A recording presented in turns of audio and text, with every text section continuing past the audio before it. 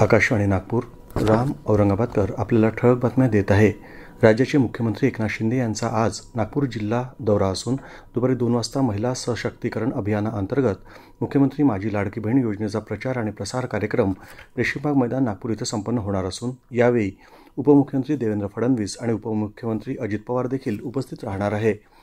आज होणाऱ्या मुख्यमंत्री माझी लाडकी बहीण योजना या कार्यक्रमाच्या अनुषंगानं नागपूर शहर तसंच जिल्ह्यातून मोठ्या प्रमाणात महिला येण्याची शक्यता असून नागपूर मनपाच्या हद्दीतून अनेक बसेस रेशीमबाग मैदान इथं शहरातील विविध मार्गाने येणार आहेत.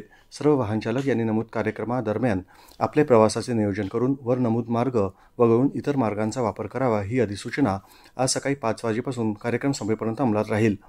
खासदार औद्योगिक महोत्सव अंतर्गत येणाऱ्या असोसिएशन फॉर इंडस्ट्रियल डेव्हलपमेंटतर्फे पर्यटन धोरण 2024 ॲडव्हान्टेज विदर्भ कॉन्क्लेव्हचं आज सकाळी 11 वाजता वर्धा रोडवरील grand airport banquet south metro station इथं आयोजन करण्यात आलं आहे.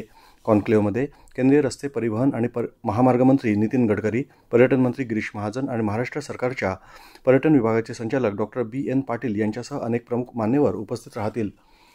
संरक्षण मंत्रालयाच्या प्रादेशिक सेनेचा अमृत महोत्सवी वर्ष येत्या 9 ऑक्टोबरला साजरा होत असून यानिमित्त प्रादेशिक सेनेत युवकांना भरती होण्यासाठी प्रोत्साहन मिळावं याकरिता टीए सैनिकांची सियाचीनपासून निघालेली सायकल रॅली उत्तर प्रदेश, दिल्ली, मध्य प्रदेशचा दौरा करून आज सायंकाळी नागपूरच्या गार्ड रेजिमेंट सेंटर कामठी इथं पोहोचणार आहेत. या रॅलीला उत्तर महाराष्ट्र आणि गुजरात मुख्यालयाचे मेजर जनरल S.K. विद्यार्थी हिरवी झेंडी दाखवतील. ही रॅली अंदमान निकोबारच्या इंदिरा पॉईंटपर्यंत आपला मार्गक्रमण करणार आहे. गणेशोत्सव अवघ्या काही दिवसांवर येऊन ठेपला असून सर्व गणेश भक्त आपल्या या लाडक्या गणरायाच्या स्वागताकरता सज्ज झाले आहेत. महाराष्ट्रासह देशभर या उत्सवाची तयारी सुरू असून थोरा मोठ्यांपासून हा उत्सव म्हणजे एक पर्यावरणच असते. या उत्सवादरम्यान समाजाला पर्यावरणपूरक पद्धतीचा अवलंब करण्यास अमरावतीच्या श्री शिवाजी विज्ञान महाविद्यालय प्रोत्साहित करत आहेत. याबरोबरच हे ठळक बातमीपत्र संपलं. नमस्कार.